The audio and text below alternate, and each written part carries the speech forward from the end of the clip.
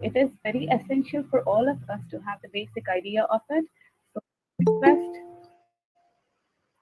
so I'd request all the students to utilize the session and make use of it to the best of your extent. The session speaker for today are Dr. Anil Sharma and Ayushi Pandey. I would privilege to introduce Dr. Anil Sharma sir, who has been working in computer science for past 9 years and has published several top journal and conference papers. Sir has a research interest in machine learning and reinforcement learning.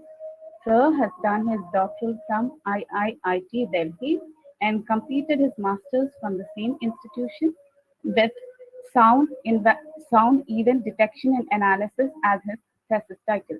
Sir has also worked as junior researcher at Sony AI Lab Tokyo, Japan. Towards his doctoral work, Sir has published 7 first author publications in top journals, including IEEE, ACM, and 4 A-star conferences, including ICAPS, ITCAI, ICML, etc. Sir has received several awards for his research, including Travel Grant Award from ICML in 2018, IJCAI in 2019, IARCS in 2019, Microsoft in 2018, and Google in 2019 to present his research work in international conferences. Sir was also awarded first prize in elevator pitch at Research Showcase 2015 at IIIT Delhi. Sir has also qualified national eligibility test conducted by UGC India with 99.7% success rate. Apart from the research work, Sir is also running an AI team which has members from 54 different countries which delivers useful AI snippets to the members. We welcome you, sir. Thank you for being here.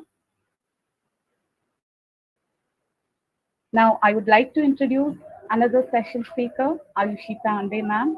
She is working as a faculty in computer science from past 4 years with area of interest being Python and machine learning.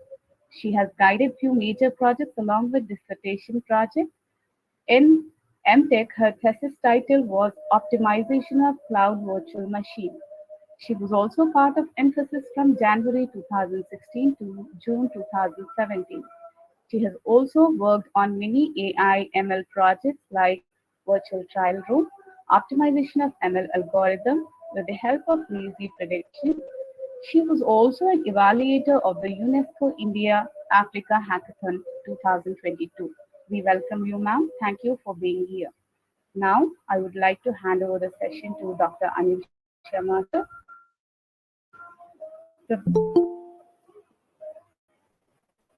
Kindly proceed, sir.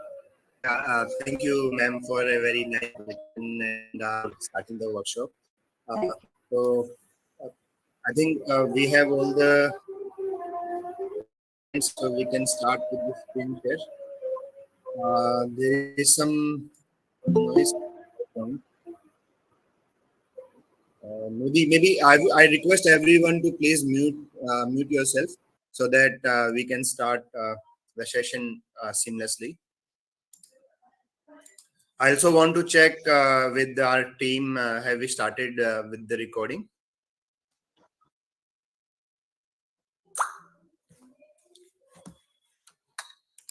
Okay, so I hope you can see my screen. Okay, so just we'll go with it.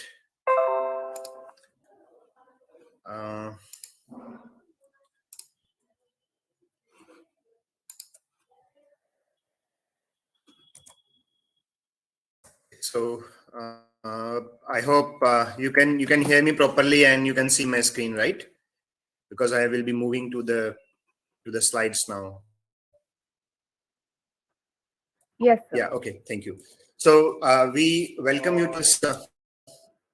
5-day workshop on Python and artificial intelligence. This is organized by AI-Shala and Methodist College of Engineering jointly.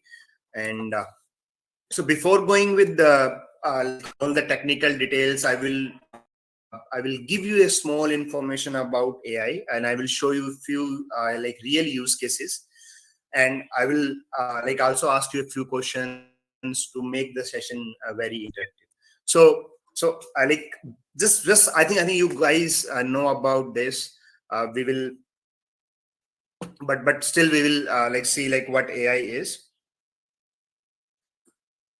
So basically, artificial intelligence is nothing but the algorithms that can mimic human intelligence. So here, this is a domain where we develop algorithms, methods that can show human intelligence in any of the areas. So, for example, let's say if I give you an example, how how we are seeing the things. So, for example, there is a table in front of me. There is a laptop. There is a like window, is air conditioner, like lamp, all these things are there, right? So I can actually understand whatever is nearby using my visual perception. So how we see the real world is also one kind of intelligence. And when we talk about computer vision or perception, we are actually feeding the computer with the knowledge that that like how is it that we can generate like algorithms by which we understand the world in the same way as humans understand. If we talk about NLP, natural language processing, it actually says about how we understand the real language, whether it is text or speech. Uh, like how is it that we are like making conversations? How is it that we are actually like writing some things? How is it that we are hearing a few things? So all those aspects are actually coming into natural language processing. Another aspect of human intelligence could be decision making. So, for example, let's say if I give you one particular condition, like so not a condition, like let's say situation, let's say you have an exam tomorrow, all right, and like it's about artificial intelligence. Okay, so now now you have to make a decision, okay, whether to go for a movie or to study it, okay, or maybe to watch a movie like maybe which is based on AI that will give you more feeling of AI, right? So this kind of decision making, like how is it that you will make a decision. Control. So for example, like this doesn't seem to be a very challenging problem because it is in our sixth sense. uh, uh, uh, like we don't have to think about like how is it that we are balancing our body, how we are walking, how is it that I'm lifting my hand, and how is it that like let's say if I pick one piece of food and it is directly going into our mouth, right? So this is the control mechanism that we have learned from like starting from our initial years, and then we are adapting our body so that, like, let's say if there is a sleepy area, we walk very slowly and we balance our body, right? So this is the control of the body is also a very important thing in reinforcement learning. This decision making and control are highly important tasks, and the current research is going on into these two fields. There are many more things that like that are coming into human intelligence, and we are actually trying to make algorithms, methods that can mimic the human intelligence in all the aspects. Okay, so before going ahead with anything, right, I would like to give the floor to you, and I would like to ask the question: do you have any questions for AI to answer? Like, so do you want AI to answer a few of your questions? I will take 5 questions. If no one of you will speak, I will keep on waiting. Right. So please, one by one, mute yourself. I will take first 5 questions, and I will show you like how AI can actually answer your questions. Okay. So maybe let me mute myself first so that you can speak. Okay. Now you can speak and ask your questions that you want to ask to AI.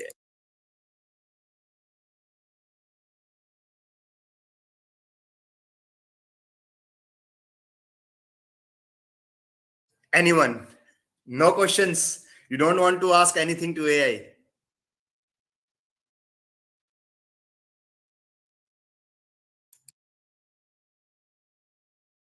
I will keep on waiting. I will keep on waiting.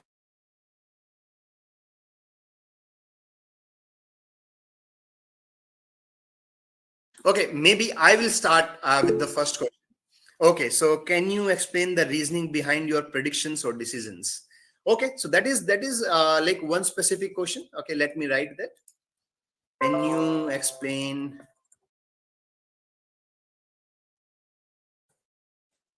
So, what was the exact question? Can you explain the reasons behind your predictions, behind your. Okay, so maybe let me give you one real life example. Okay, can you write a poem for my dog? This is what I want to ask AI. Okay, or maybe not asking. Like, so I will just command, please write a poem for my dog. Okay, any other question that like question or like any command that you want to give to AI? I will take three more questions. One is my own. Can you replace humans in all major work fields? Okay, can you replace humans in major work fields? Okay, three questions I have. Two, no, two more. Two more questions. Yes, be interactive. Like, Uh, okay, do you think humans are capable to survive without you? Okay, do you think humans are able to survive without you? Okay, last question. Do you think humans are capable to survive without you? Okay, so there is another question. If yes, explain. Okay, one more question. One more question. I will not move forward without the fifth question. So I guarantee you that. So we have a real AI agent, not developed by us, but developed by OpenAI, and we will give these questions to that AI agent, and it will answer all your questions. So that's why I'm asking like questions from you, and like the AI will answer your questions. Last, scale your intelligence. Okay, so that will. Is it possible to teach machines ethics? Can you talk to my friend on the phone? Okay, I think let's just take this question. Can you talk to my friend on phone? Let's say what the AI will say. Okay, there are two, three more questions. Will AI ever have consciousness like humans? Okay, we can also take this question. Okay, maybe I think I said only five questions, so I am taking six questions. Okay, okay. Now I will actually. So now I have your questions. Now what I will do is I will actually give you the demo of a real AI agent that understands natural language, like in terms of the text. So now this is actually called as GPT, and let me give you the demo of it. Uh, okay, so I will just ask your questions. Can you actually explain the reason behind your predictions? Okay, so let's just ask this thing to AI, and let's just see what it says. Okay, my predictions are based on a variety of factors, including current trends in the market, the overall economic. Just see, right? It is keep on answering. You can, let's say, if you have to, like, if your professors have asked a particular question, just ask the AI; it will answer for you, right? So, in the major universities, this AI agent is actually blocked, and this is very interesting. Like, what it says is, my predictions are based on a variety of factors, including current trends in the market, the overall economic output, and the performance of similar companies. In addition, I use historical data and analysis to anticipate future performance. For example, if a company has performed well in the past, I may predict that it will continue to do so in the future. Furthermore, I also consider the competitive landscape and so on, like whatever it is saying. Okay, let just ask the same question to it again. Or maybe let's ask the second question. Okay, please write a poem for my dog. Let's just see if the AI can actually write the poem for you. How many of you actually think that AI can? Okay, so I can't see you guys actually. Okay. How many of you actually think that AI can write a poem for you?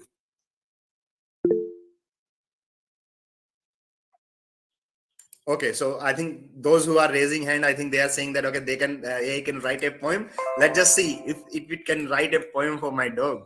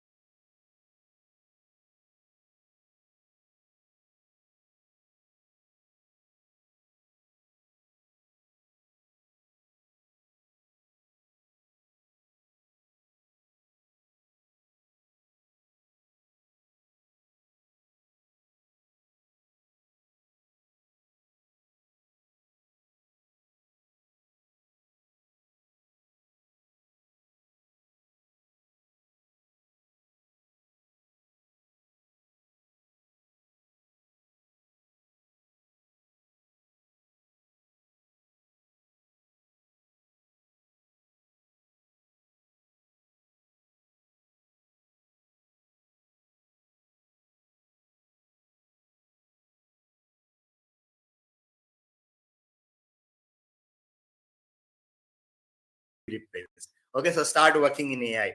Okay, so just see, right? If the AI is so much intelligent that whatever I'm asking, it is giving you the answer for it.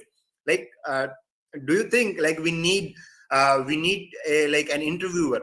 Let's say if we are going for the interview, do you think that you need an interviewer? You can have an AI agent there, and the interviewer is replaced. Do you think you need an actors in films, right? The actor so the AI can actually generate the script. You don't need the writer. And also for the actor, I will, like, the next demo that I have will actually replace the writer, will replace the actor. But let's just see like what it actually thinks about this particular question. Okay. uh, Yes, humans are able to survive without me. Humans have a long history of adapting and overcoming challenges. Just see, right? So it is giving answers based on its intuition and based on the knowledge it actually has. Okay, so it's not that like it is giving you the answers from a random Google search. It's not Google search. Please believe me, it's a trained model, and it is giving you uh, the answers based on your intuition. Now, this is a real world question. Can you talk to my friend on phone? Okay, so I don't know what humans will answer like this question, but let's see like what AI says about it. It should be based on the intuition. No, I'm sorry, I cannot talk to your friend on the phone. Let's just say, ask again. No, sorry, I cannot talk to your friend on the phone. There's only one answer. Okay, now another question. Will AI ever have consciousness like human? Let's just see. No one knows for sure. Scientists and philosophers have been debating this question for centuries. AI technology is advancing rapidly, but it is unlikely that humans will ever be able to create a machine that has the same level of consciousness as a human. Okay, so what this is what the AI says about your questions. Okay, so I hope you have enjoyed these questions answering AI, like AI actually answering your questions. And this is a real AI agent, and you can actually see how magnificent AI is, and how like how far AI has reached in actually solving your real world problems. Okay, so you can actually replace this. You can use this AI in let's say if you are making a call to your phone, and there is a there is a computer speaking to you to actually ask press 1 for this, press 2 for this. Nowadays, if you call your phone, I'm not sure about other banks, but I actually called HDFC, and they have actually replaced this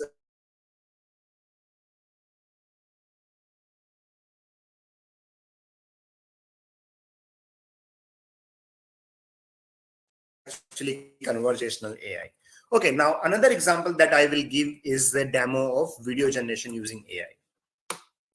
Okay, I think so. I hope you guys have you guys have liked this thing. This AI actually answering your questions, and we will see of the use cases by which you can actually make humans understand things like make computers understand things like humans do. And we will not be able to create a like GPT kind of model because it's a very small workshop, but we will show you like few other use cases by which you will see that like how we can actually interact with the real world data. Okay, so now let me give you another example of AI. I think you will surely like it. Okay, so I think they have replaced their mm, yeah, I think they have replaced their web page to actually upload the image and create a video. So what you can do is, let's say you have an image, static image of yourself. You can download this application Wombo AI from Google Play Store or Apple App Store, and you just have to upload a static image and choose a song. Now, after some time, your image will actually start singing. Have you ever seen Obama singing? Right? It is actually they're saying that like Lincoln is speaking. Right? It was a static image, and just see, right? It is actually the image is also moving, and the lips are syncing in the way the song was like sung. Okay, so this was another real use of AI, and this is a very cool use. And like nowadays, I think I think on Instagram and Twitter and other like short videos, like so where you make YouTube shorts, and I think there is Snapchat. There are many other things. You can use this particular application, and you can use AI very very seamlessly. Okay. Okay, so now let me move forward with another things that I have on my slides. Okay, I will not give you more demos. I will give you the demos on the last day of the workshop, but like I would like to give you some information about AI, like why we are seeing why we are seeing like such a like transformation like in AI. So basically, I have given you example on the like computer vision side, like to generate the videos. On natural language processing side, there are other sides of robotics and planning and control. So and in computer vision, we are making the computers to see like humans actually see the object. So, for example, the tasks like object detection, object tracking, examples could be blind assistance, MRI scan analysis to actually identify tumors from the MRI scans, natural language processing, making computers understand text or speech. And examples could be like chatbots and chat GPT. We have seen an example just a few slides back. Language translation, like, so for example, translating from Hindi to English, English to Telugu, Telugu to Malayalam, and so on. Robotics, robotics likes of you guys must be seeing many videos where robots are actually picking objects. They are walking like humans. They are actually hitting like for like hitting objects like for military applications, for surveillance applications. So basically the robots will actually use AI to perceive the real world and to take the right action, like so the control thing that I was talking about in the first slide.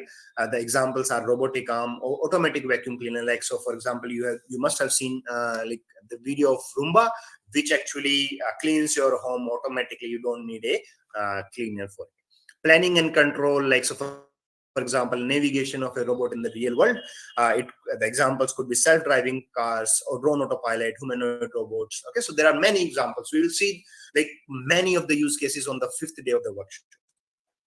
Okay, so what are the drivers of this transformation?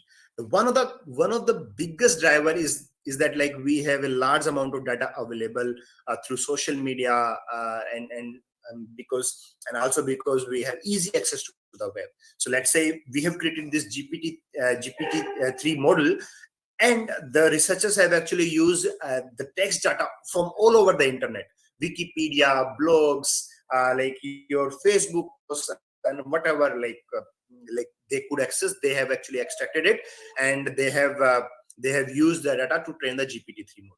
Okay, and also your conversations through WhatsApp or Facebook. So they have used it so that they can actually like make the AI to understand and to also to reply.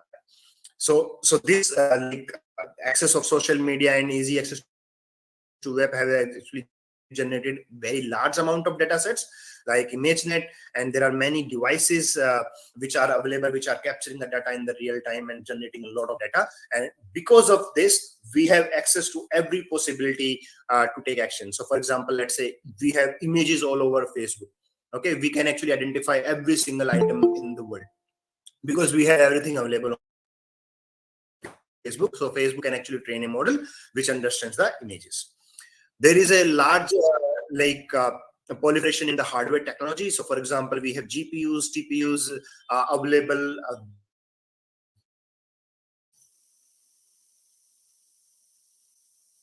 They can actually if you are an individual and you, for example, is providing you free access of GPU and TPU. Software technology, like so in the open source, like so for example, TensorFlow is available, and you can develop the softwares. You can take help from the community, and you can advance your AI research. So also the business has actually seen the use of AI and data. So many companies are investing a lot in research, and they can actually like create more advancement in the model development. And like now we'll be talking about enough time of yours. Now I will be talking about the workshop.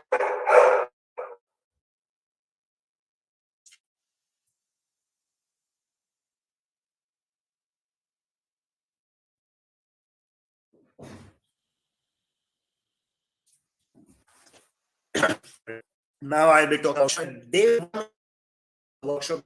That means today we will be seeing Python components.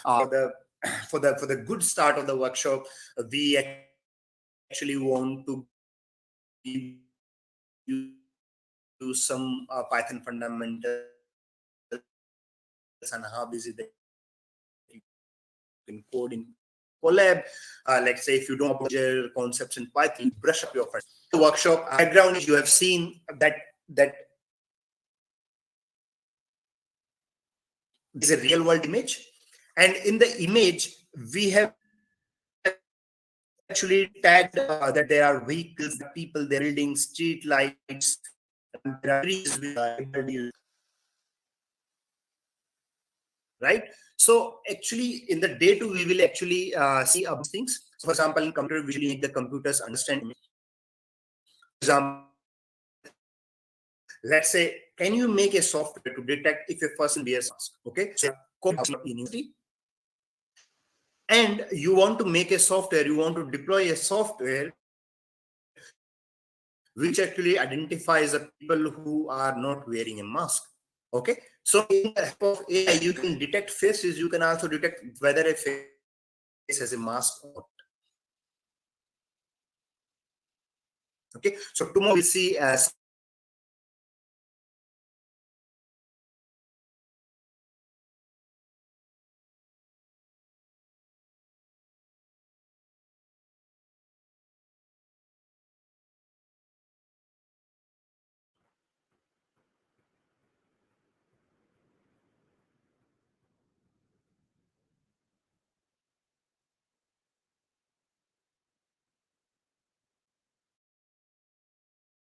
and you actually want to do some cancer identification of a cancer by seeing its like history. Okay, so more specifically we will be seeing classification algorithms networks, and how is it that you will be actually solving these two problems on the day 2 of the workshop. In the day 3, we will actually talk about image generation. Now, in the demo, I have actually shown you a demo by which you generate a video from the image. Okay, will not be able to talk about that complicated model, but we will be talking about how we generate images from the image. Excuse me, sir. Sorry to interrupt. You're not audible.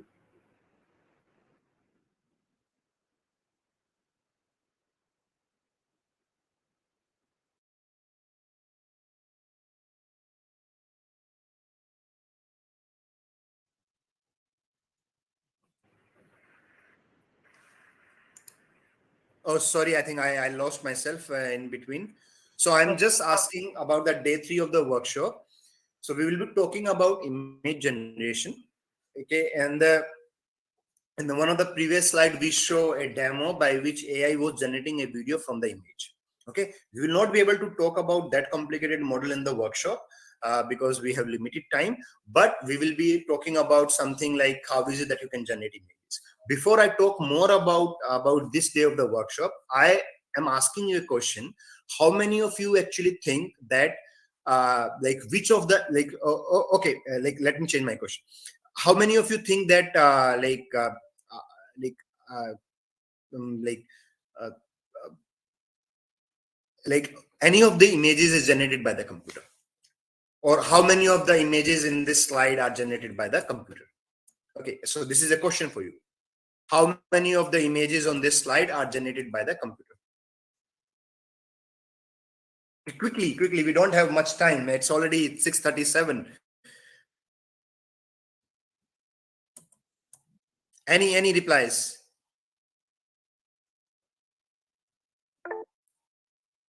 Okay, Aditya is saying that all are generated by the computer. Okay, why is it so, Aditya?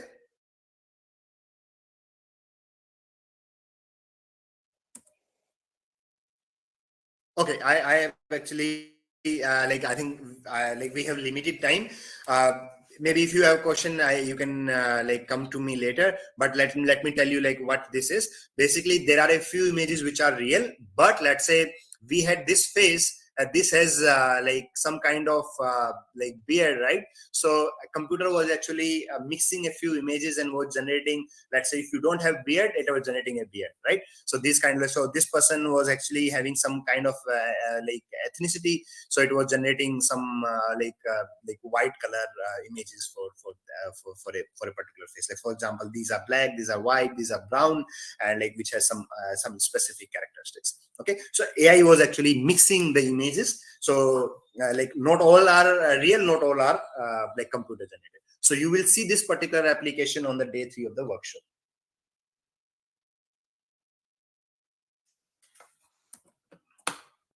Shit.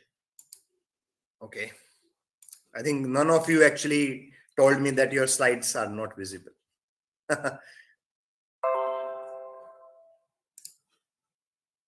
Okay, I hope it is visible now. Yes. Yeah, okay. So please like tell me like if the things are not visible or like that. So if I'm presenting, I will keep on presenting and I may not be aware about like what is happening on the meet. So so if you ping me, I will be able to come back to the meeting. Okay, so these were the images.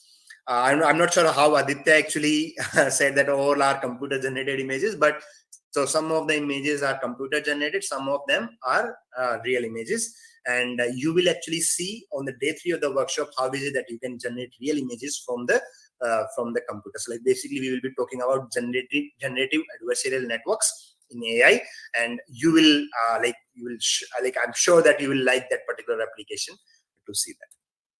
On the day 4 of the workshop, we will actually talk about face recognition. You guys must be using Instagram, Snapchat, or I think there are various applications which generate short videos, and they also have filters. Like so, you can apply some filters on your eyebrows. You can apply some specs or like some hat or whatever, right? Some maybe a necklace. So we will see how you can actually generate that kind of software. Okay, we'll not talk about the actual software generation, but like the model behind that. Okay, so we have limited time in the workshop, so we will only talk about the technology behind it. Okay, so we'll see about face recognition. And one more particular application for face recognition is that nowadays, if you go to the airport, you will see that now airports will actually allow you to enter directly from your face ID. So a few years back, we were having keys for the doors. Now these were replaced by the fingerprints. Now fingerprints also take time. You just put it on and then you go, right? Now in the future, you will actually see that your face is your key. Okay, at the airport, if the data is there with them, like, so if they identify you, you are allowed directly. Okay, so you will not be showing your boarding pass or ticket or your ID, like face, like, so with the face they can actually identify, okay, you have booked a ticket, okay, yeah, come in. Okay, so this will be very, very, very common, like in a few years. Okay, I think in Delhi airport they have already implemented it. Bangalore airport also, it is in process. I'm not sure about other airports, but this will come very soon. Okay, so along with the face recognition, we will see how Instagram, Snapchat, or others apply filters on your faces. We will actually talk about the landmarks, facial landmarks, and how is it that you can actually uh, like create some of the like artifacts on your face. We will also see how you can swap your face with your friend's face. Okay, I think I will not go into all the details of that, but I will show you how you can do that. Okay. Okay, so now on the fifth day of the workshop, we will be having a very small quiz to actually test how much you have made use of the learning we had in the past 4 days. And after the quiz, just after the quiz, I will show you a few real use cases of AI. Okay, like most of these will be based on computer vision and reinforcement learning and how to actually make the robots. And I will also talk about a few things which you can actually use to make your own softwares using AI. And believe me, if you are not starting with AI today, you are going to be like far behind the world. Okay, your jobs will be replaced very soon if you are not working in AI. So I will show you what AI is doing and how is it that you can start with AI. Okay, so these things we will be talking. Okay, so now I will leave you with this slide. What kind of problems actually we can solve with AI. Basically, let's say if we say whether an image has a cat or dog, if you are asking whether this or that or something else, we are actually talking about classification algorithms in machine learning. Okay, how much or what value, if you are asking about a specific amount, so these are like regression problems. If we ask, like, so let's say if we see a data maybe from the image, let's say we have image of potatoes and there is something else, maybe a stone is there, so do you see something is weird with that particular item? Okay, or maybe we have text, do you see there is something weird in that? Okay, so if we are asking about that, we are saying that are we identifying anomaly from the data? Okay, all the data is actually same, but some of them are not following that pattern, so we are actually trying to identify those. Okay, can we group? So these are clustering based algorithms, decision making, and when we don't have any data, so these problems are actually solved using a reinforcement learning, and these could be supervised and unsupervised. We will talk about these things sometime in the workshop. So I think I have taken a lot of your time, and I hope that you liked the demos that I have shown you. And please, like, now we will start with the day one of the workshop with Python programming fundamentals. But before proceeding, do you have any questions for me? I'm just stopping my screen share. Okay, so do you have any questions that you want to ask me, or we can proceed with the something else?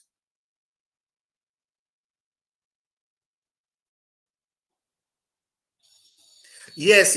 Okay, so Muhammad Uzair is actually asking, will we be able to do any high-level project after the workshop? We will be giving you, uh, I think based on the quiz, we will actually identify, and based on the quiz and the interactions on the workshop, we will identify a few of the best candidates.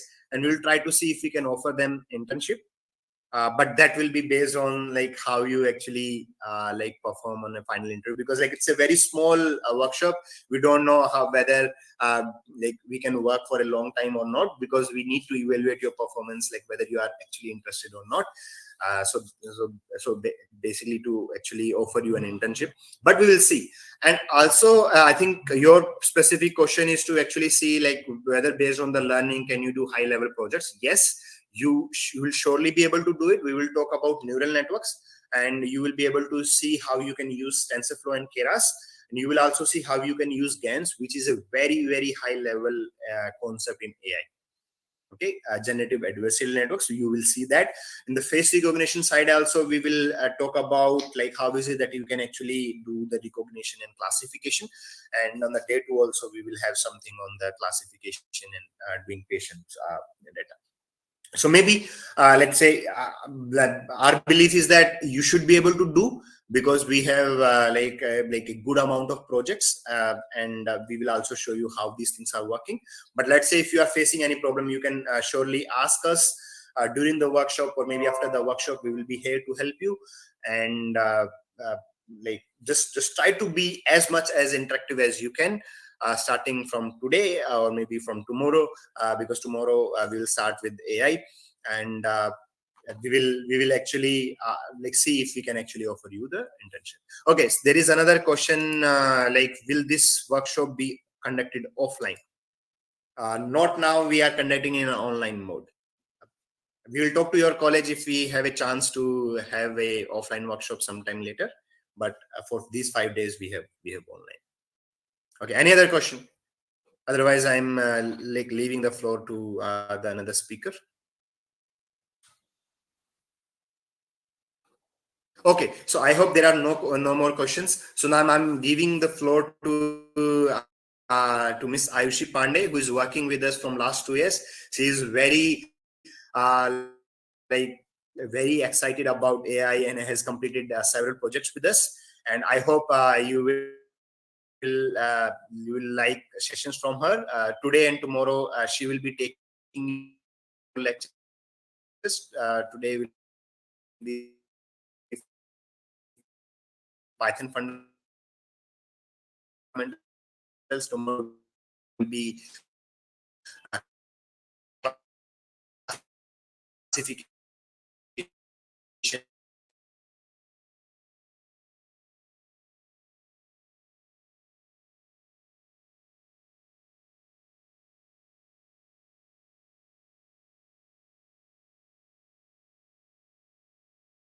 Thank you, sir, for your introduction.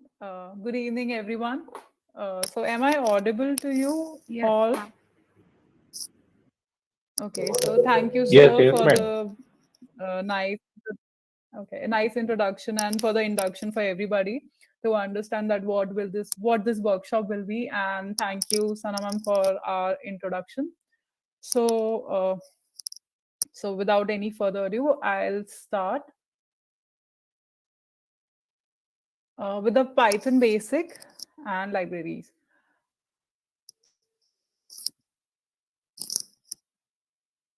So is my screen visible to you all? yes, it is, ma'am. Okay, so I'll Yes. start with basic of Python and few libraries which are needed in machine learning while doing machine learning. So what?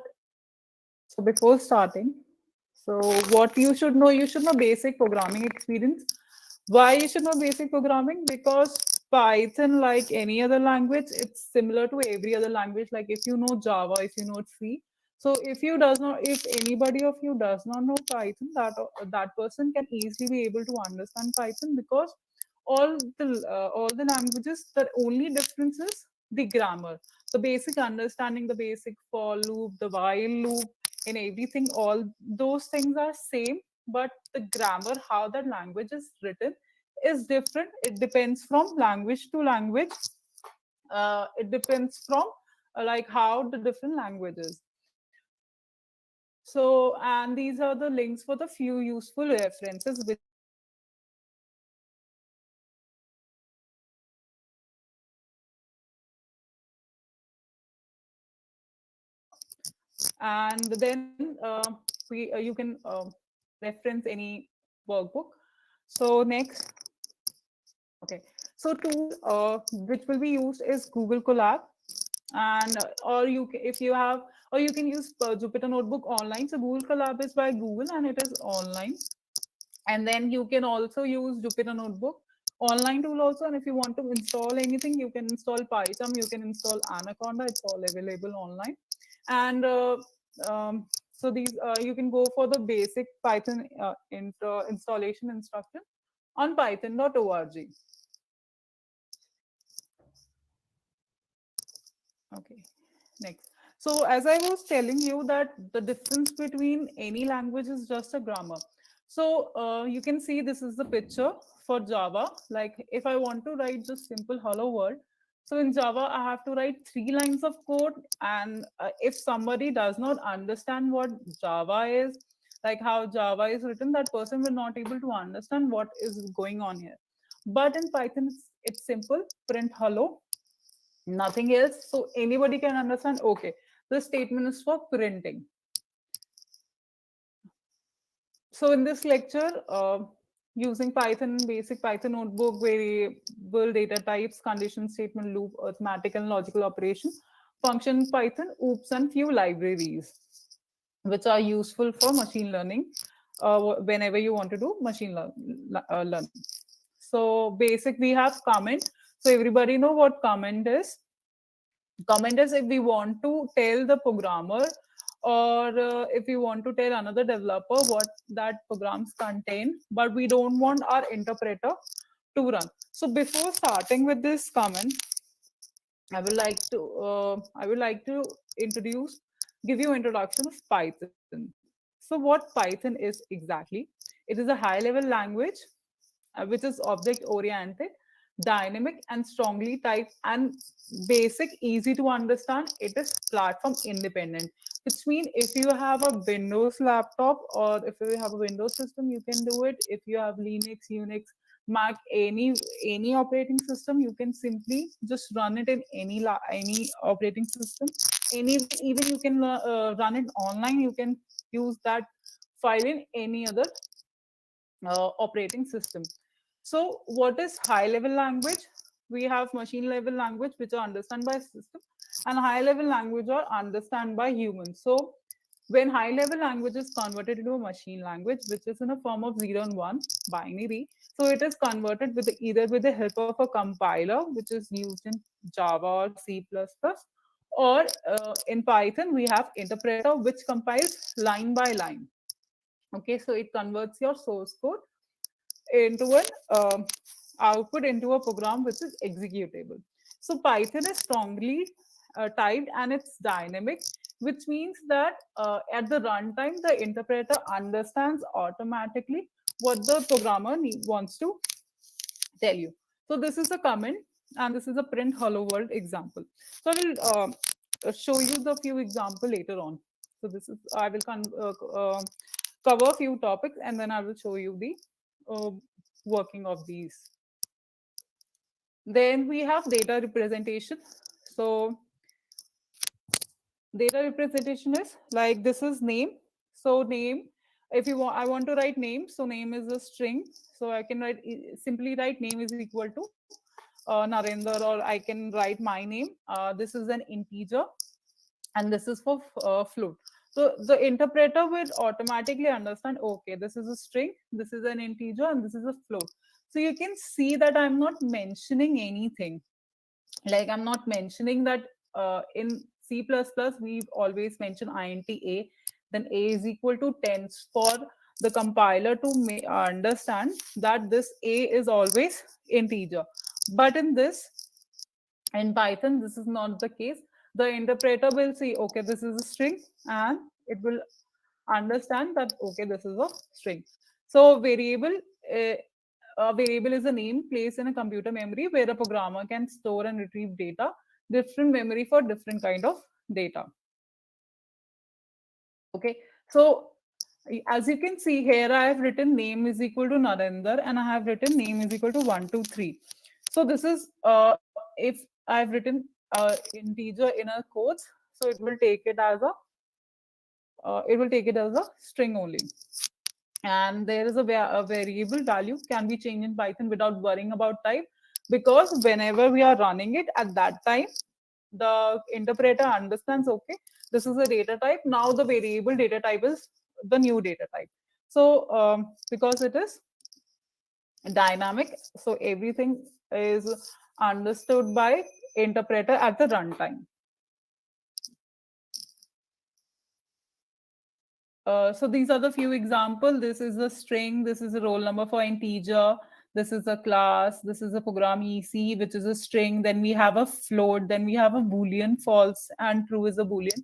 Then we have a new data type, which is different from the data type, which is a list, which I will tell you later. So in Python, variable do not have types, which simply means that they are not, if I'm writing name is equal to Manish and then later on I'm changing into name is equal to 1, 2.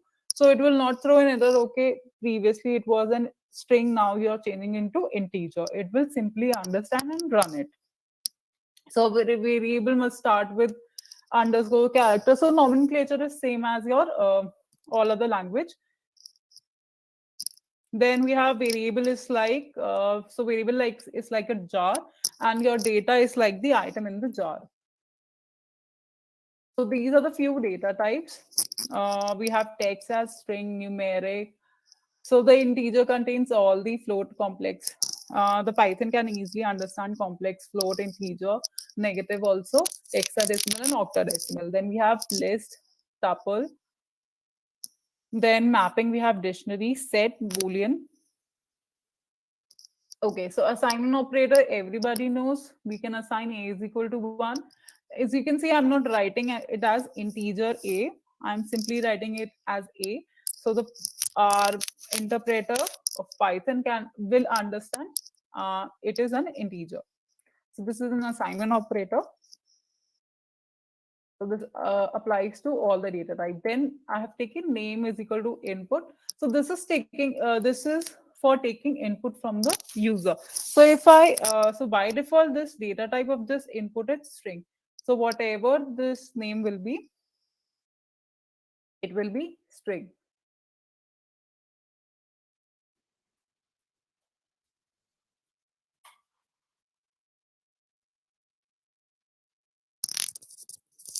So this is a Jupyter notebook.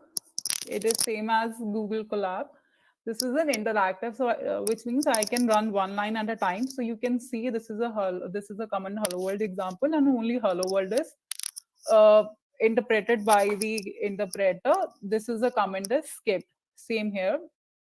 So I've told you that Python is object oriented, which means that everything in Python is object. So you can see the class is written, class is equal to string. So I've written name and I've print type. So I can, if I want to find what is the type of this variable, I can use by, this is an inbuilt function type, and I can find what is the type of this variable. Okay, so the variable in Python is case sensitive, which means that this capital NAME and this NAME are different. So if I've written NAME, if I want to print this NAME, it's saying that it does not, so it's not defined. And if I'll write capital NAME, it's saying 1, 2, 3. Okay, why is saying 1, 2, 3? Because I've run it somewhere. Okay, so I was telling you about that the variable does not have a type. So why it does not have a type? Previously here it was, if I'll run this, so it is Manish Kumar Kushwaha, and if I'll print it, it is Manish Kumar Kushwaha, and it is a string. Here I've changed it.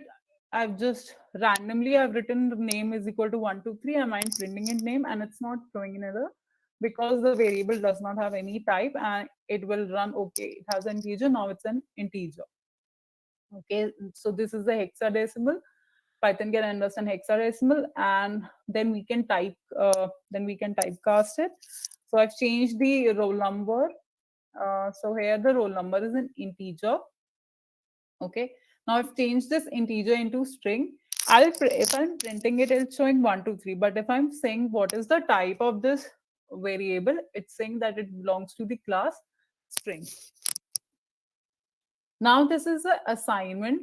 I'm assigning one, a is equal to 1. Then if I want to increment, I'll write it as a is equal to a plus 1. And then we have complex assignment in which I can write uh, a is equal to plus 1. Okay, so this will simply means a is equal to a plus 1.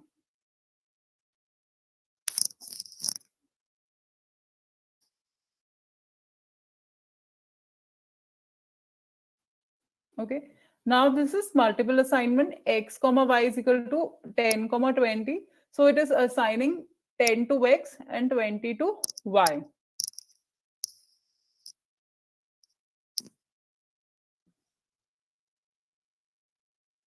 So I hope till now like everybody was able to understand what I was saying.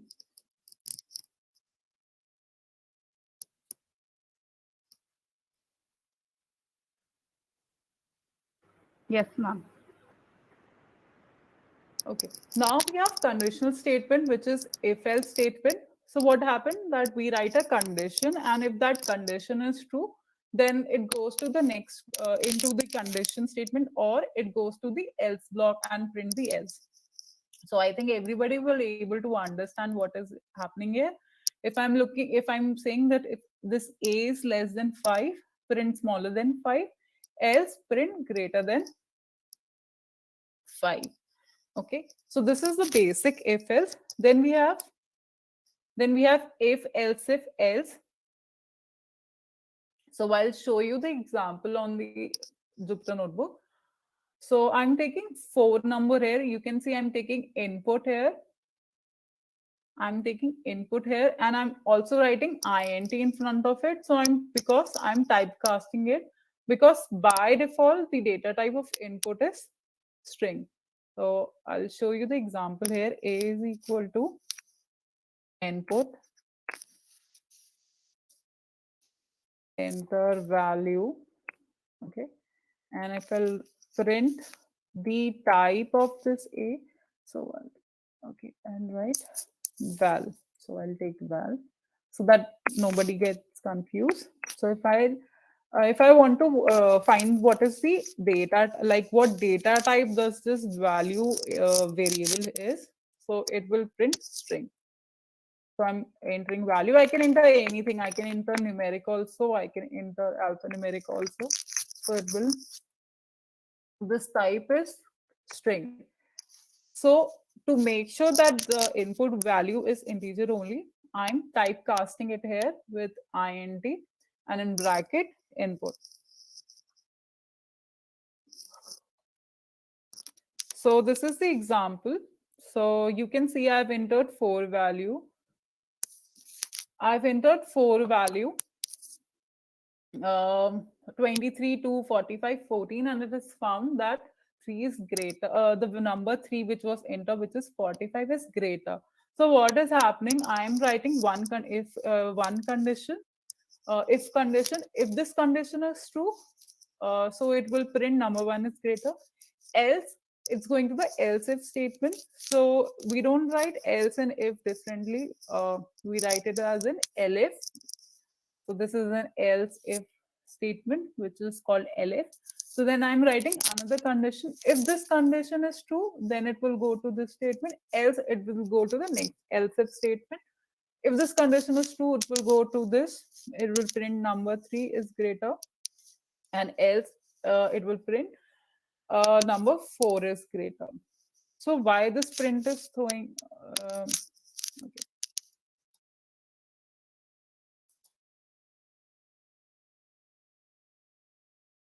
So this is saying there is some indentation error. Okay, so what is an indentation? I said that this print was read previously because there was an indentation error. So what is an indentation? In Python, we don't have brackets. You can see I have not used bracket anywhere. Okay, so we don't have brackets. Instead of bracket, what we have indentation. So anything inside this, if I want to write another print statement, so I will write it along with this print statement only, because this is part of this block. So anything written in indentation with this print only will be the part of this block. If I'll if I'll write anything here, it will simply leave this block and will be part of the uh, normal statement. But in this case, if I'll write anything here, it will throw an error.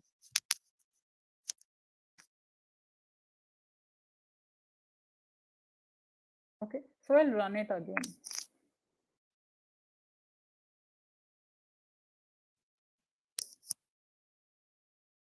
So it's not running it. Okay.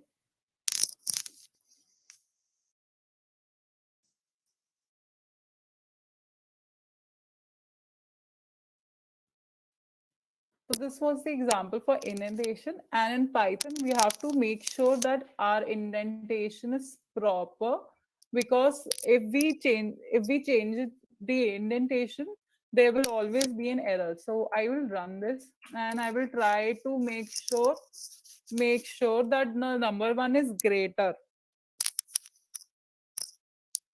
Okay, so 34.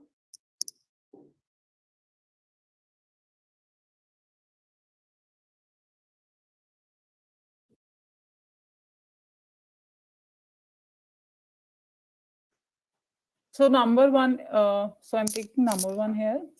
Number two, I'm trying to keep this number one greater so that it prints this line also.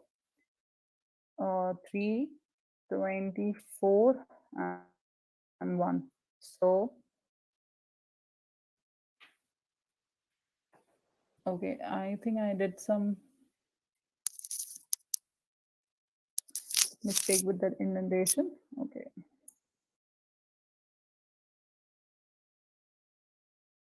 So it's going to num3 is greater, because I've kept two number greater, and so it will be false here because I've not done equal to.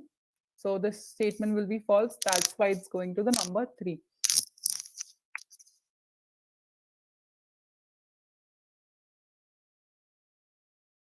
And 5. So number 1 is greater and number 1. So as you can see, so this is a part of indentation. It's working. If I'll change the indentation, it's throwing invalid syntax. Okay. So we have to make sure that our indentation is proper in Python, because we don't have brackets. Okay. So this was if else. So these are the comparison operator. So previously we had these conditional statement, and in conditional statement we are comparing here. As you can see, I'm comparing a is less than 5, and here I'm comparing a is less than 5, or I'm comparing a is greater than 7. So I'm comparing it, and we need some comparison. So it is equal to, less than equal to, and less than, greater than equal to, less than equal to. And I think we all know how these comparison operator works. So I won't further explain it. Then we have logical operator and, or, not. Okay, we know what and works. Return true if both are true, or if any one of the condition is true. In or, it will return true, and not, it returns the reverse. Okay, then we have is and not is. So in is, the variable, and the variable should be of the same object. We have to make sure that it's of the same object. And in is not, is not, the object and the variable are not of the same object. Okay, so this is just for okay. Next we have, so okay, so there is this example containing the logical operator, also containing or and.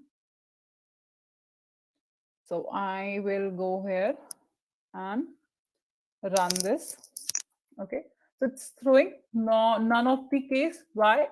Because if we have x is equal to 12, or y is equal to cosh. Okay, so according to this, this will be false, because neither of this is true. So it will be false. Then I'm going to this if else. If x is equal to 13 and y is not equal to cosh, so both should be true, then this will be true. Okay, so and else not the case. So if this to 12, what will happen? It will go to the first statement. Okay. Why? Because this x is equal to 12 became true, and this was false, but in or either of these should be true.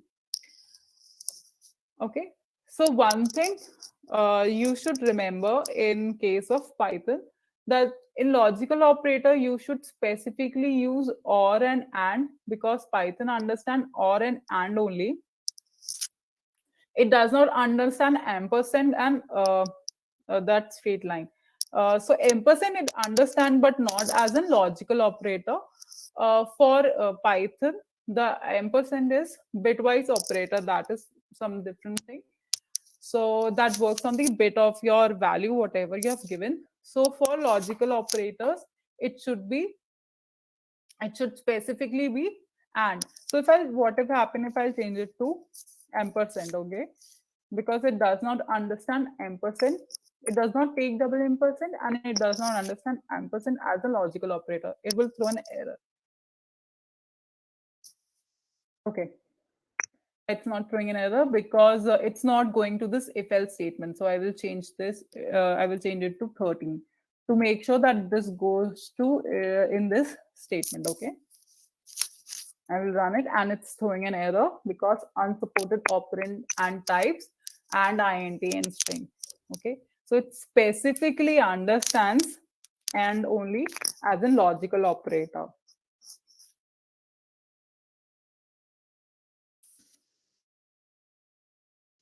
Okay, I was telling you about bitwise operation. So what bitwise is?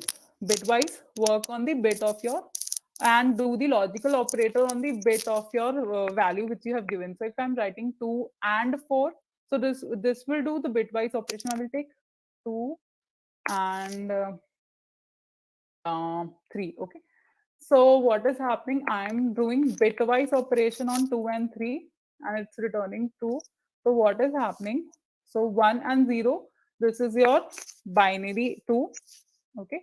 And 1, 1 is your binary 3. What is happening? It is doing AND operation on this 0, 1 and this 1, 1. So 1 and 1 is 1, but 1 and 0 is 0. That is why the answer is 2. So this is the ampersand. This, it understands this ampersand. The Python understands this ampersand as bitwise operator. So the next topic is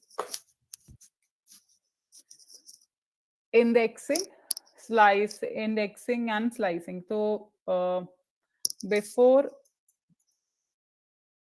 okay, so before going to what indexing and slicing, what index string is. So we all know string contains either numeric, alphanumeric, okay, anything, and we can write the values in string in quotes, single quotes or double quotes, anything is fine. And in Python, string is sequence and immutable. Okay, for right now you will understand, okay, what this immutable thing is. You will be like, what immutable thing is. I will tell you in the next slide. Okay, so for now our string is sequence and immutable. So data text in a form of whole, alphanumeric, special character, numeric, anything written in single quotes, we can write in single quotes, and we can write in double quotes also. So if I have a string st is equal to single quotes hello, okay, print st, and if I have st1 is equal to in double quotes, okay, welcome, print st1. So it will run both. Okay, so but you have to make sure that if you're starting with single quotes, you have to end with single quote. If you're starting with double quotes, you have to end with double quotes. What will happen if I will change the quotes? I've started here with single quotes, but sorry, double quotes, but I'm ending it with single quotes. So it's throwing an error in EOL while scanning string literal. Okay, so it also supports negative indexing. Oh, sorry. Um,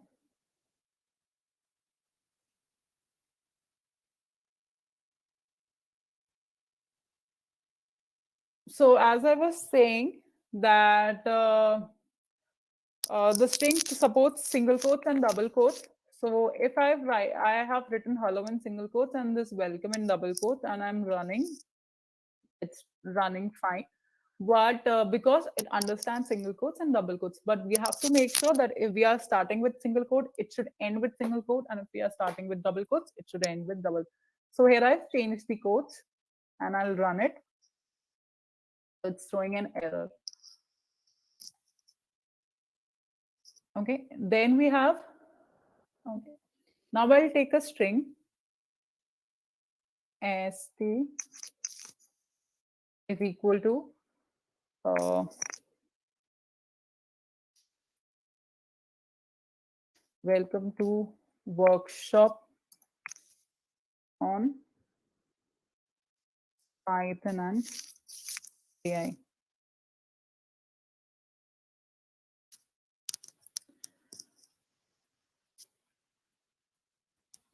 Okay, this is my string, and I will print it. Okay, so I was telling you we have a indexing. So what indexing is that I can I can go like if I want to look for the second value at second index, so I can simply write print. Okay, so the indexing here is zero based indexing, which means that the first letter, this word first character will be always zero. So it will start from 0 to length of the string minus 1. So if I want to find what the character is at index 2, what I will do, I will write st. Because it starts with 0, it will be 0 index, 1 index at 1, and index at 2. Okay, it is L. And what is index at 3? It is C. Okay, so this is simple indexing. What is index? Okay, then I can have a length of string len st. Okay, I will run this function again different separately where you don't get confused. So print length st is my string, so I can write my string any data type, string, list, etc. Okay, and this will be 37 is the length of the string. So this will be, this capital I will be at length minus 1, because our index starts from 0. So this I will be, and I have written a space here. So this space will be the last character. So if I do lenst minus 1, so the answer will be space. It's not showing anything because the answer is space. So I will change this space into underscore. It still is 37. Now it will show underscore. So this is underscore. The last word is underscore. So what if I want to directly write? I have so somebody said print the last character, and I want to directly print the last character. I don't want to find the length, and I want to directly print the last character. So what I will do? I will do st. Okay, and indexing is always in square brackets. Okay, so I will do st, the name of my string, minus 1. So minus 1 will be the last character. So this is the negative indexing supported in Python for various data types. So if I want to find the last character, I will write minus 1. So it is underscore. If I'll write minus 2, it will print the second last character. So which is I. If I want to print the fifth last character, okay, fifth last character will be, I think it will be A. Okay, so you print it and it's D. Okay, fifth last, it's D. 1, 2, 3, 4, 5. Okay, so this will be minus 1, this will be minus 1, this will be minus 2, This will be -3, this will be -4, and this will be -5. So if I'll do minus LENST, it should print the first character, this first character. Okay. So the character at index 0, which is W. So it printed W. So our positive indexing and negative indexing, um, we look for the same value, but in positive indexing, we are looking from starting to end, and in negative indexing, we are looking from end to starting. Okay. Then we have another thing called slicing. What we do, we slice our string to find our substring. Okay, before that, this negative indexing was clear, right? You guys can raise hand or okay. Now we have another thing which is common in few of the data types in Python, which is slicing. Okay, so I will write hashtag slicing. This is our comment, which is not traversed by, it is not interpreted by our interpreter.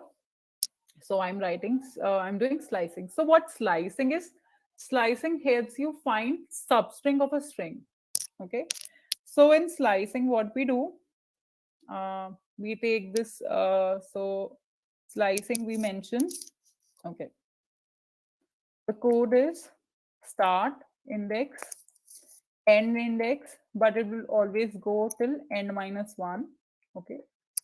And step. So step is optional.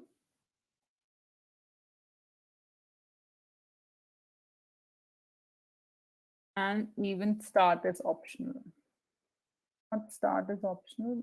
Yeah, we can say start is optional, but we have to mention something. So step is totally optional. Okay. So if I want to, if somebody says substring, give me a substring from index 4 to index. Okay, the length is 37. So index 30. So what I will do, I want to find this. So first I will write print because I want to print it. So from index 4 to index 30. So I will write 4 because that is my start index. I want from index 4, which is 0, 1, 2, 3, 4, which is this O. Okay, 0, 1, 2, 3, 4. So this is 0, 1, 2, 3, and write hash here. It's 3, 4, and so on. Okay. So I want from index 4 till index 30 some substring. So for end, what happened? It always goes to end till end -1. So we always try to mention end +1. So if I want end, if I want my substring till 30, so I will write 31. Okay.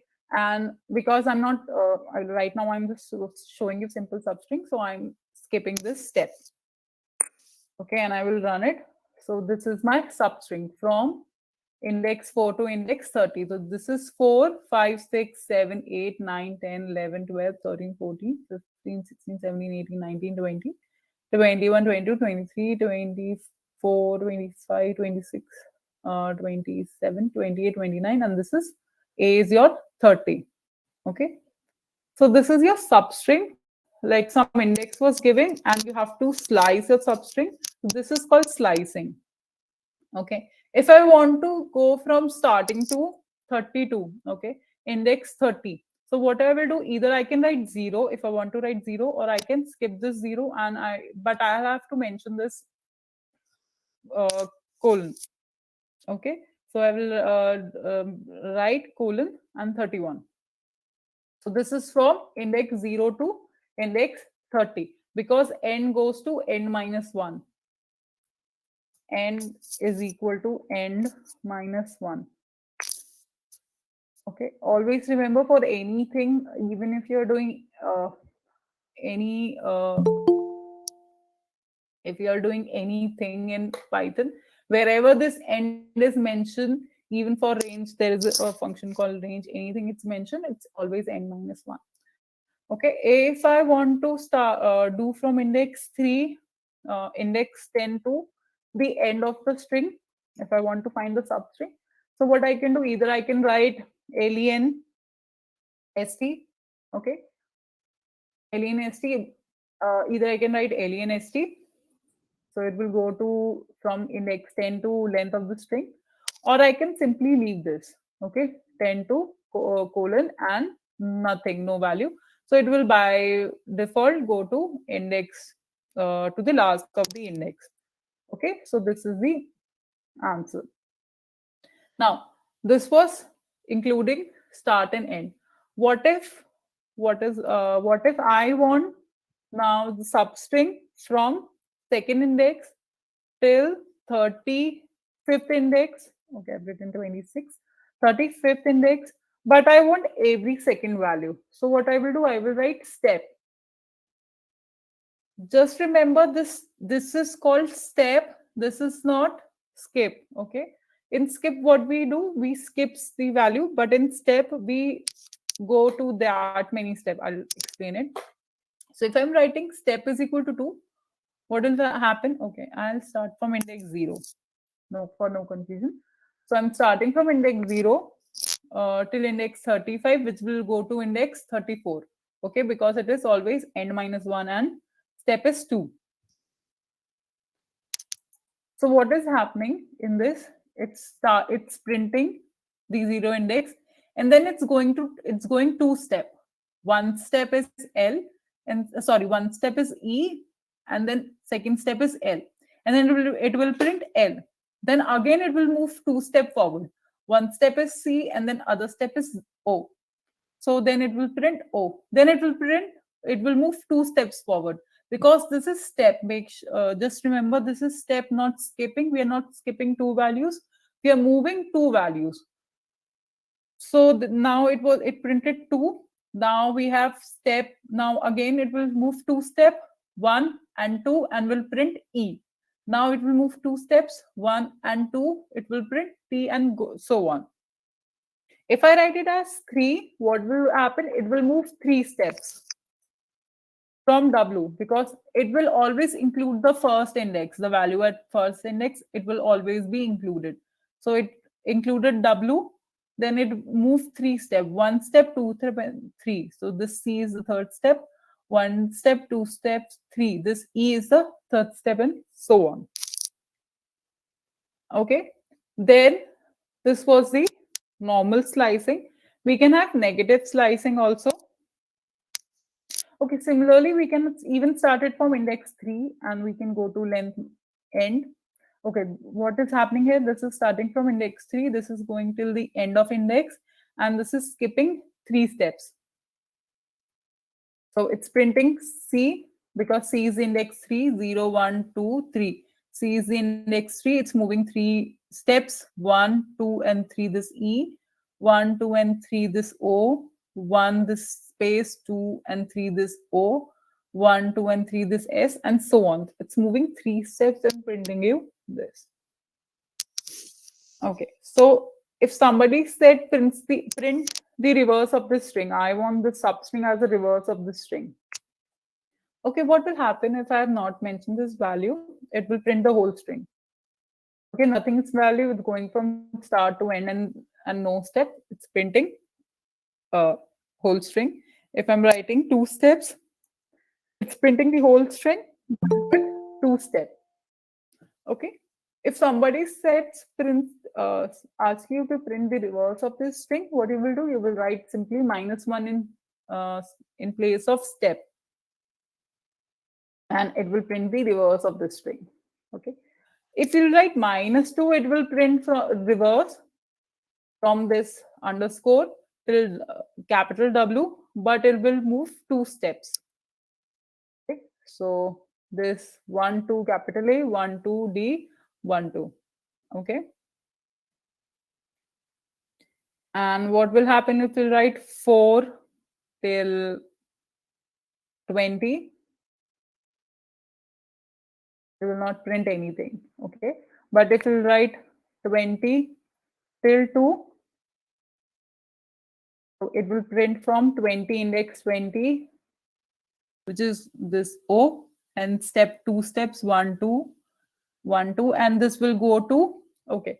So this gets sometimes confusing because in positive index, it is always n minus 1. In negative indexing, this n minus 1 will be this side on your right, not on your left. So it will be 2 will be, so it will go till index 3, not index 1. So it will go this 2.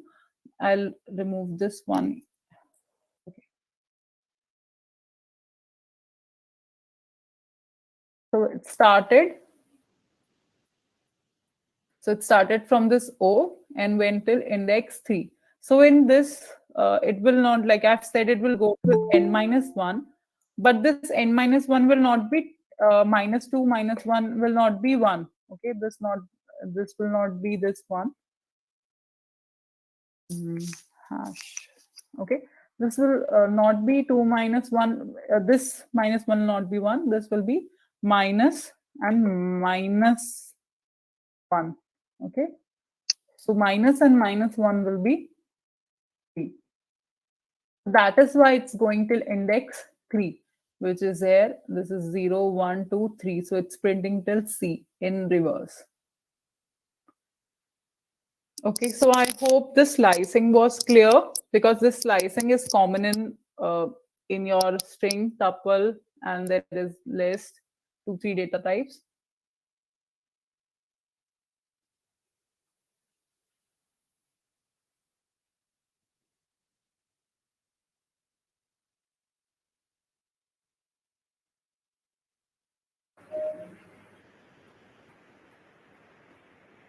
Okay, so I will continue.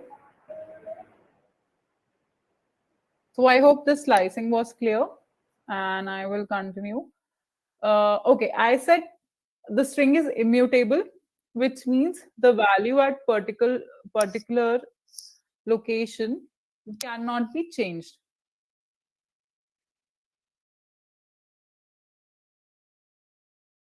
Okay, the value at particular location cannot be changed, which means that if I want to write at 0, like here in this example, it is reference. Okay, if I want to remove this R with W, I can't change it. It will throw an error. I have to make a new string with a new value.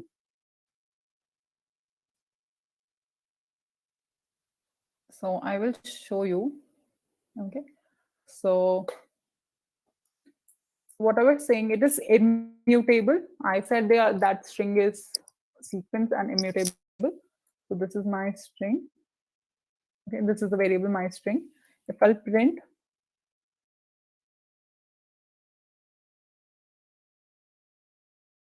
it will print. Okay, and if I want to do my underscore string 0 is equal to W. Okay, so this will throw an error because string is immutable. I can't change value at some particular index. Okay, it does not support item assignment. But if I want to change the value of this string, I can simply change that to a new value. Like I have to change the whole string. Okay, so I can write my string is equal to welcome, and the whole value will be changed. Okay, if I'll print it, it will be print my string. So now this my string has changed to welcome. So I can't change that particular location, but I can change the value of this whole variable.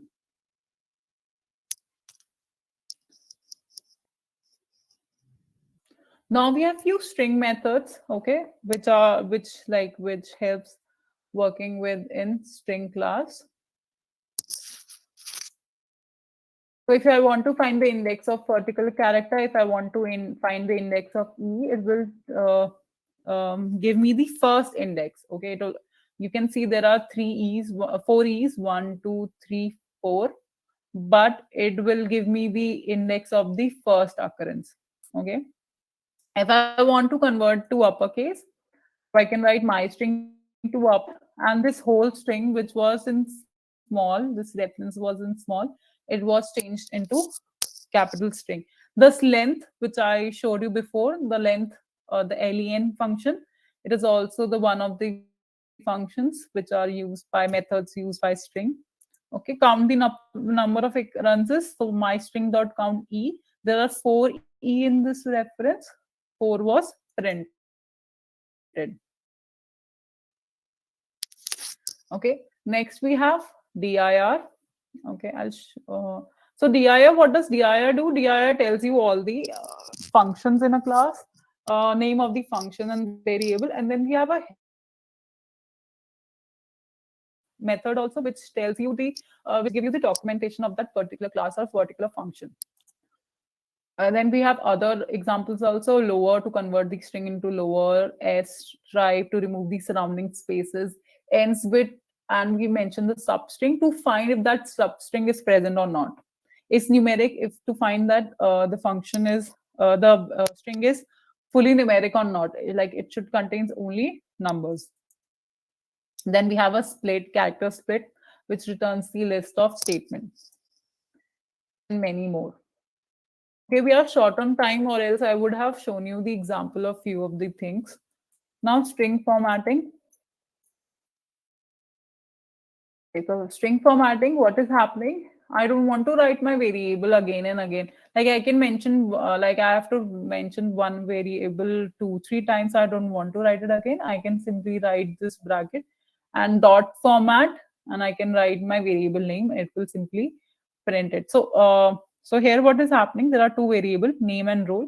So by default, the first variable is put here in the first bracket, and the second variable is put in the second bracket. So when I will print it, it will be Narendra has this roll number. Okay, the roll number which was this variable. So this is the name Narendra, and this is the roll number. And if I want to, okay, and if I have a third variable marks, so I formatted it name, roll number, and marks. But if I want to format this float variable, what I will do, I will simply write dot to f, and this will be this will convert this. There are few four value after the decimal. It will convert into two decimal because I've mentioned two here. Okay, so it will convert it. Narendra has, this is the roll number, has 58 point 70 marks. 70 marks. Okay. Then we have another data type which is called list. It is the collection of items in Python. It's same like your array, but it is we call it heterogeneous. Okay.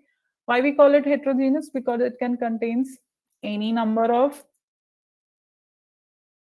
okay, it can contain any data type in this list. So you can see it's like an array, but it's not an array. Array has homogeneous values. It has heterogeneous value. It has string, it has integer, it has float, and then another string. And if I'll print it, it will simply print it. It will not show in any error. And the class type is called list. Okay. To know the number of elements, the same function length and 4. Then we have concatenation, in which I can add two strings. So the list is mutable. Our string was immutable. We can't change value. We can't add any value, but list is mutable. Repetition. Okay. So I'll show you a few examples. So this, I had already run it. So dir, str, what will happen? It will show you the directory, it will show you the class, the functions, and the variables. If I hit help, it will show me the documentation. Okay. So I can see there was this function upper. Okay, there was this function upper. Okay, ends with. Let's look for ends with.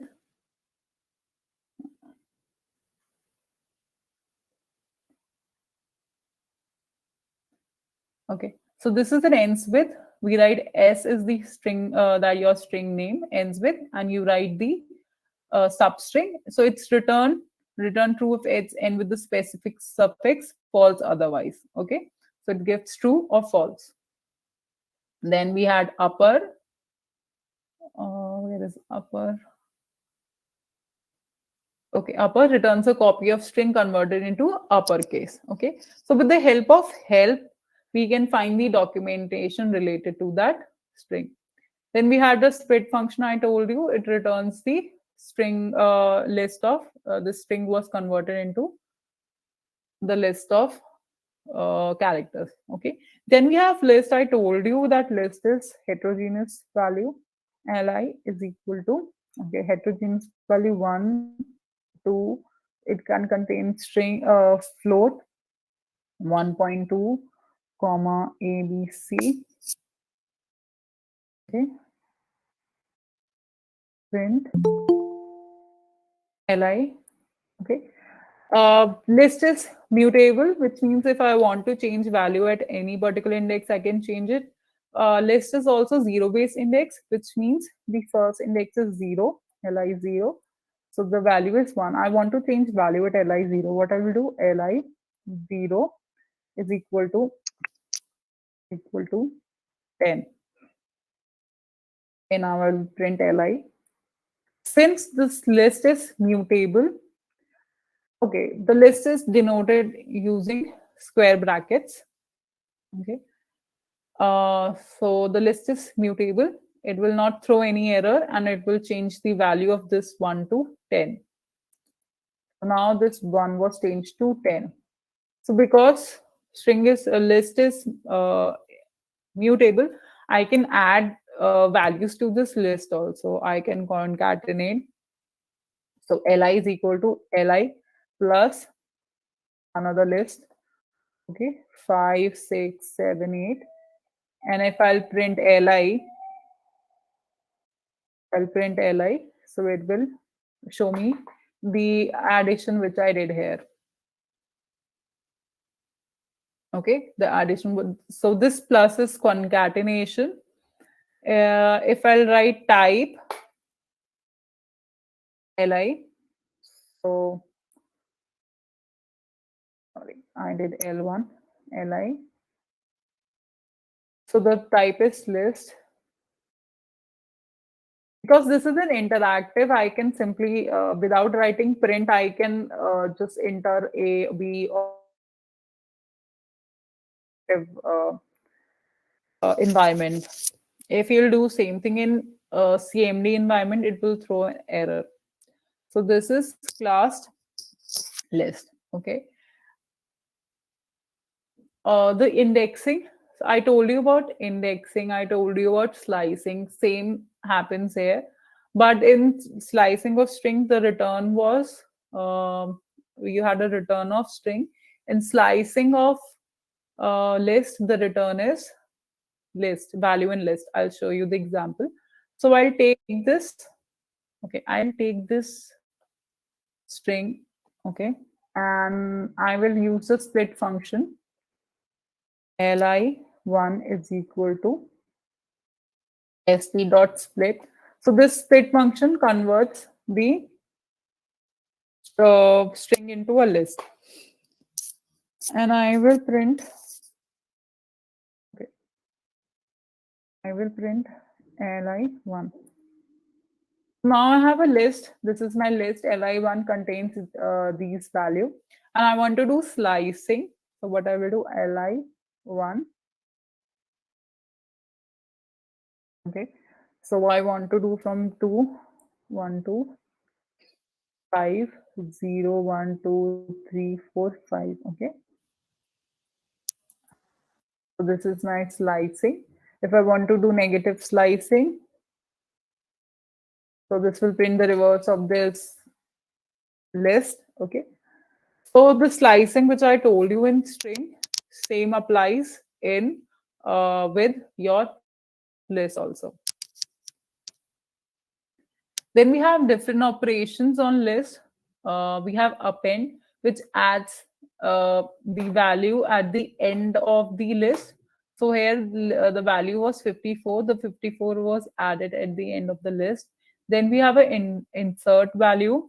So in insert, what we do, we tell the index and the value. So the value index was 1. So at index 1, the 34 was added. So initially 12 was at index 1. Now 34 is added. Pop. Pop removed the last element, which was uh, so the last element was 54. So 54 was removed. And then remove value. So we give the value, and whatever the first occurrence of that value is removed in the list operation.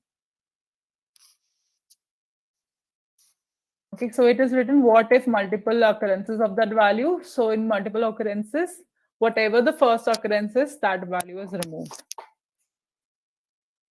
Then we have tuple. Tuple is sequence of elements that are immutable, but they are represented with parentheses. Okay, so this is the tuple represented by parentheses, which can have a string, which can have list, which can have string, integer, mixture. Okay.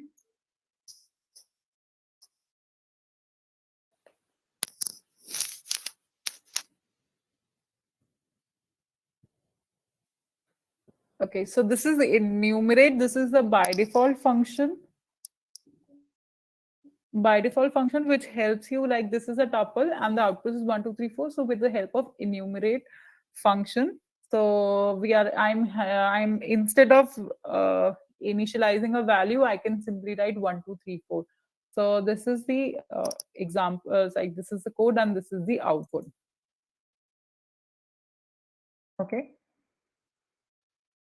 so from list, for x in x my tuple, new list. So I can I can get a list from my tuple. So this is the output. Basic operations, we have length, concatenation, repetition, okay, true, false, membership, iteration, and then indexing and slicing, that is same as your which I told you for string and for list. Now there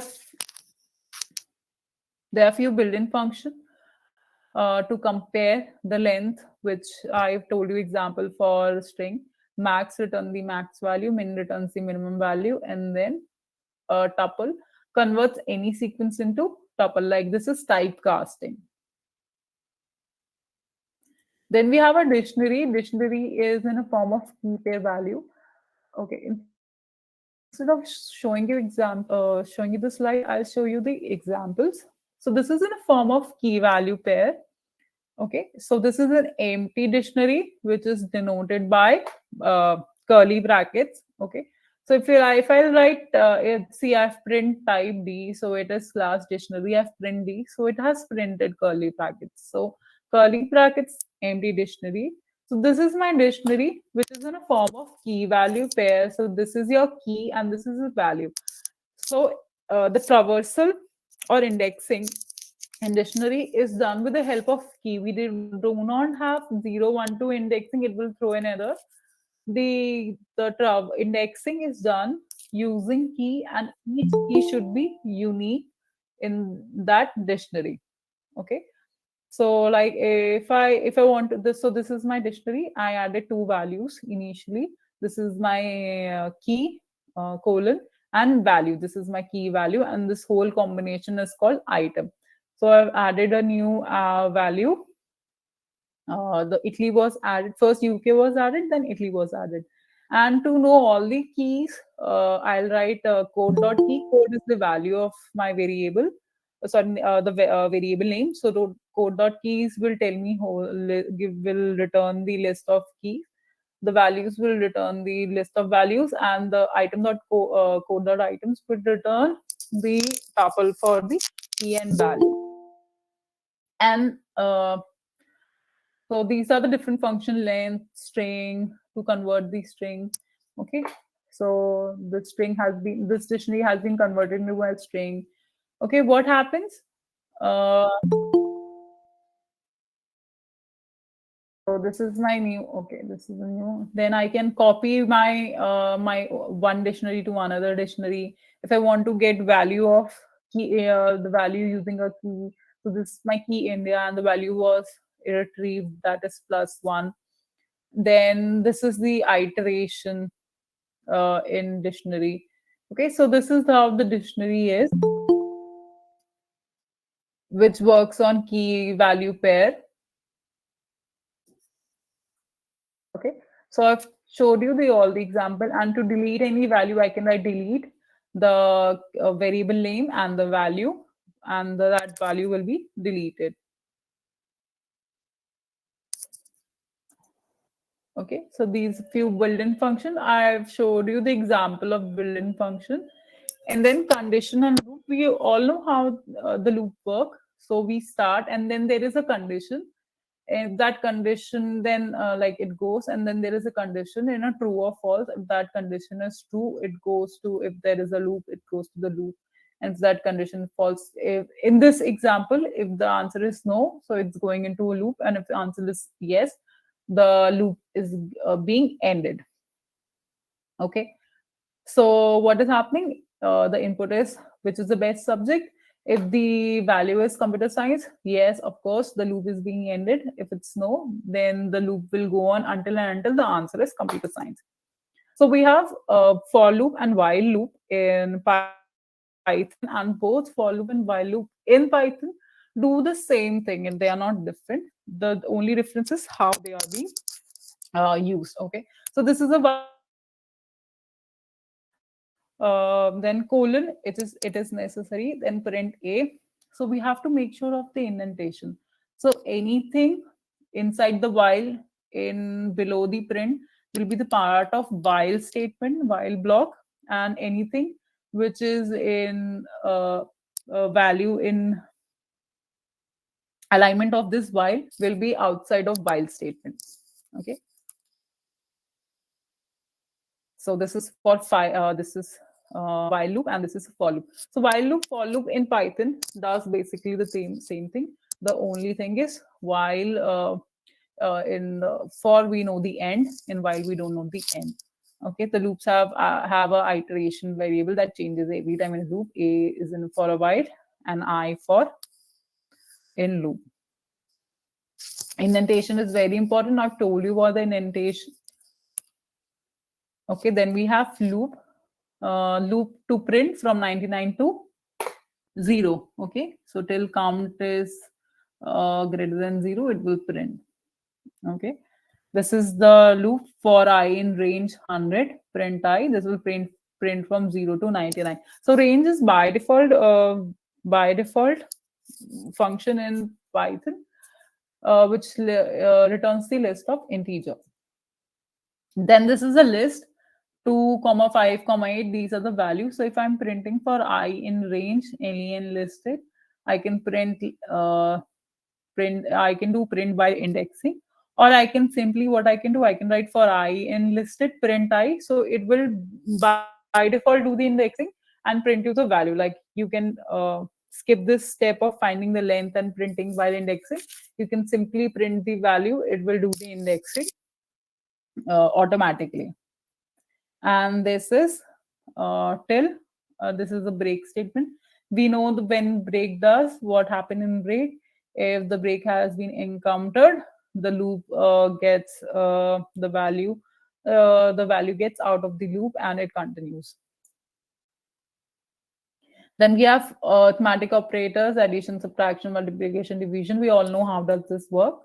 The procedure, there we have precedence. So in Python, uh, the the operation we do, the arithmetic operators here happens like we do in BODMAS. So the parenthesis has a higher precedence. So when we have brackets, so it goes from inner to outer. Then multiplication, addition, left to right, power. Okay, so the arithmetic operators here happens like we have um, in our BODMAS. So in C++, if I would have printed this, it would have done 1 plus 2, then into 3 plus, then 3 plus 3 power 4. It would have done like this. simply. But in Python, what happens? It will first solve this parenthesis, which will be 3 plus 3, which will be 6. Then it will solve the power. Okay. After solving the power, like 6 raised to power 6 raised to power 4, after solving the power, it will solve the multiplication. Sorry, it will solve the multiplication, which is this star. It will multiply the value 3 into, it will multiply 3 into 2, which will be 6. And then it will add the all the values. So this is how arithmetic operators work in Python. Okay, so if I'm using two different types, so in print 1 plus 2, it will the answer will be 3. But while printing 1 plus 2 as a string, the answer will be 1 and 2, 12. Okay. I've told you about this compound assignment. How does it work? Gave you the example, x plus is equal to 3. So it is same as x is equal to x plus 3, and it works for all the arithmetic operators. Then we have in and not in. And we have function in Python. We have function, we all know. If you want to use the same code again and again, again and again, we can write in a separate block and we pass a data. We have a parameters and function. So these are the few built-in function: print, range, str, type. I've showed you the example of print, str, type, etc. The Python, we don't need to mention. So this is the basic definition of function. Def, my function, and hello function. So in Python, we don't need to mention the data type, like in C++, we have int, and then the function name. Okay. But in Python, we don't need to mention. If I return some value, it will automatically understand what this is. So this is def my function. So this while if we write def, so the interpreter will understand, okay, this is the function. So this is the basic function. Okay. So these are the value. This will print, these value is being sent as an argument, and it's getting printed. Okay, giving some input to the function called parameters or argument. Okay. So I can even return x is equal to x greater than y. It will return true or false. Okay. So taking output from the function, doing using returns. Then we have oops. So we all know what oop is. Okay. So it includes class and object. Class represent the blueprint, and object represent the instance. For example, if we have a design of a car, so when the car was made, it was made into a design. First, it was designed, all the features was designed. Then the design was made in a form of the car you see in front of you.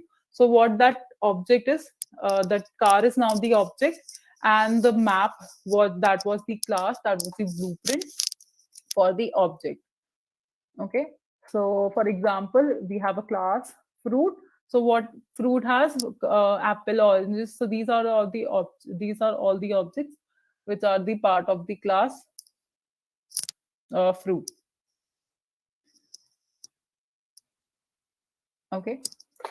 Then file is a class of directory. Okay. So these are all the attributes. It contains attributes, method, etc.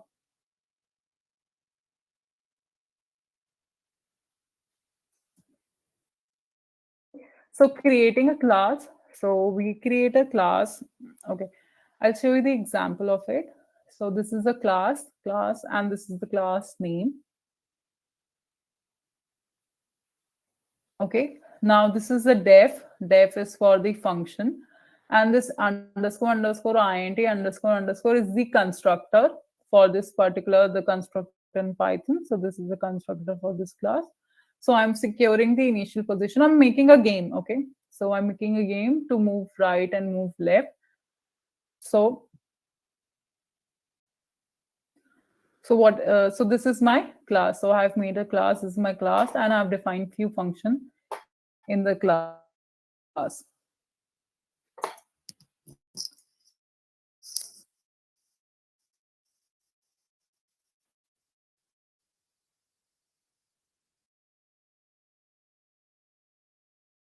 So what will happen?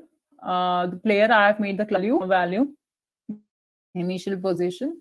Okay, so I've mentioned 0 comma 0, and this is a list. So this is one value. It's not two value. This is only one value in form of it's in a form of a list. Okay, I can even write. Okay, I'll run it. Okay, and if I'll write one, it will print one. Okay, so don't think that I've mentioned only one variable here as a parameter, but I'm giving two. It's in a form of list, and it taking it as a one variable. Okay, one instance of variable. So this is the initialization of my class. So this was initialized, the initial position. Now I want to move right. So what will happen? I will so player is the object of my class. So player dot move right bracket, and then I'm printing. Okay, so move right.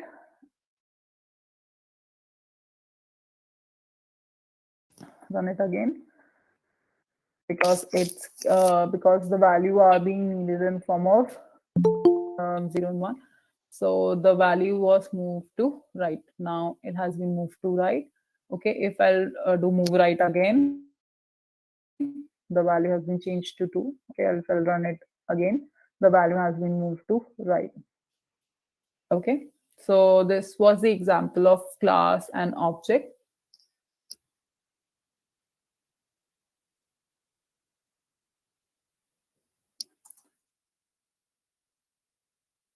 Okay, so this is the example. This is the code example.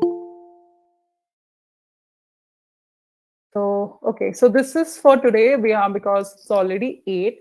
The libraries was the part of today's segment also, but I will cover it tomorrow.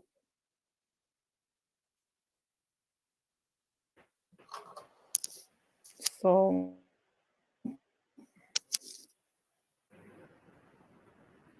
okay, so I have few homework question for you.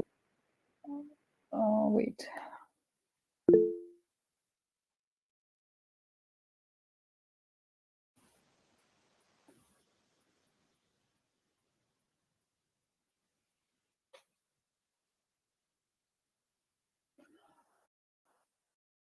So these are the homework questions. Try to do this, and we will discuss it tomorrow. Okay, so you can skip.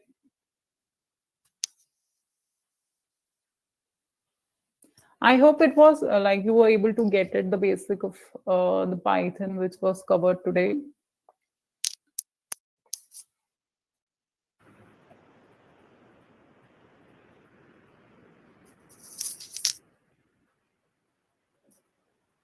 If anybody has a yes, ma'am.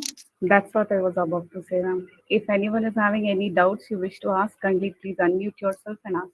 Yeah, yeah. Or you can write your doubts. Like you can write your doubts and you can ask me tomorrow.